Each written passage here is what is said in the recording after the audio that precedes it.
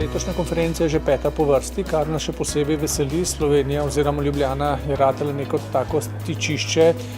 kamor ljudje, ki se ukvarjajo z audiovizualnimi pravicami oziroma z vprašanjem v zvezi s tem, takoj na začetku leta vedo, da jih čaka Ljubljana. Letošnja konferenca je še posebej pomembna, zato ker je tik pred vrati sprejetje direktive o avtorskih pravicah. Zato bo tudi glavna tema letošnje delavnice direktiva in v zvezi z njo povezanimi vprašanji. So we had a result of the trial of negotiations between the different EU institutions on the copyright directive, which was positive in the sense that for us, we are very keen on the adoption of Chapter 3 in the directive, which focuses on fair remuneration in contracts for authors and performers. These provisions focusing on fair remuneration in contracts are the result of a compromise which we think is in favor of individual creators in our sector all over Europe, yes. We believe chances that the copyright directive is adopted are good. We will certainly campaign in favor of an adoption as soon as possible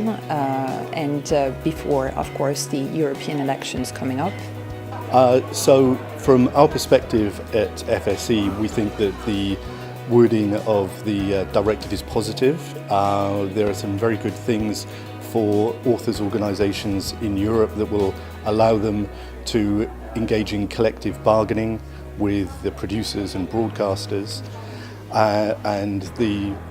ensuring of a right to proportionate remuneration is also extremely important in making sure that they receive the full benefit from their work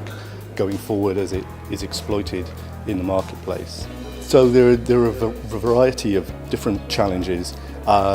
One of the main ones being actually being able to earn a living from their work,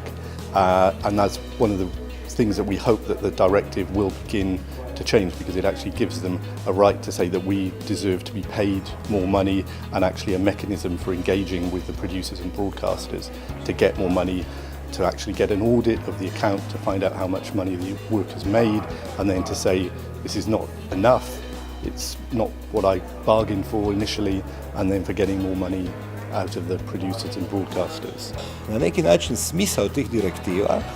je da uspostave pravila u jednom potpuno novom danu, u jednom potpuno novom ekosistemu koji se uspostavlja, ali ono što dolazi je doista novi početak. I to što god pisalo u direktivama ne znači ništa, tehnokrati pravnici će vam reći bitna je implementacija, ali ta riječ bitna implementacija u stvari znači bitno je šta ćemo mi s tim direktivama napraviti, na koji način ćemo prihvatiti sve te komercijalne u osnovi poslove koji dolaze sa instalacijom providerskih biznisa na ovoj strani Atlantika i na koji način ćemo inovirati svoje stare modele, ne? Svoje dobre, stare televizije koje su stvari kompletno, to su sad stari zanati, kao grnčari i lončari i mlinari, ne? I vodenice, kako će te vodenice postati nešto drugo, kako će naši filmski fondovi postati inovativniji i kako će osobno, u stvari, svaki filmski autor, svaki filmski producent pronaći neko rješenje da se snađe u novom, neočekivanom, nepredviđenom i da pokaže da li je ono obdarano, inteligentno biće za život u džungli ili nije, ne? Največji izziv za audiovizualne avtorje v Sloveniji je pravzaprav to, da je nacionalna zakonodaja zelo zastarela, stara je več kot 20 let, pravzaprav avtorjev ne ščiti niti v primerih, ko se naša dela vrtijo na televiziji, kaj šele v vseh primerih nove rabe, v novih medijih, na internetu, ki se pojavljajo iz leta v leto. Tako da je tudi ta direktiva za nas pomembna, predvsem v smislu, da bo nekako prisilila tudi evropske države, kot je Slovenija, da na nacionalni ravni sprejmejo zakonodajo, ki bo avtorje ščitila tudi v teh primerih nove rabe. Mi zaenkrat v Sloveniji pravzaprav dobivamo nadomestila samo, kadar se naša dela retransmitirajo na televizijskih postajah. Se pravi, niti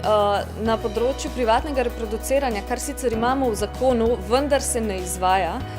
ne dobivamo nadomestil, kaj šele za vse ostale rabe, za katere imajo naši kolegi recimo v veliko drugih evropskih državah že urejene pravice. Tako da mislim, da smo tukaj precej zadaj in taki dogodki nam pomagajo, da se na primerih kolegov, ki so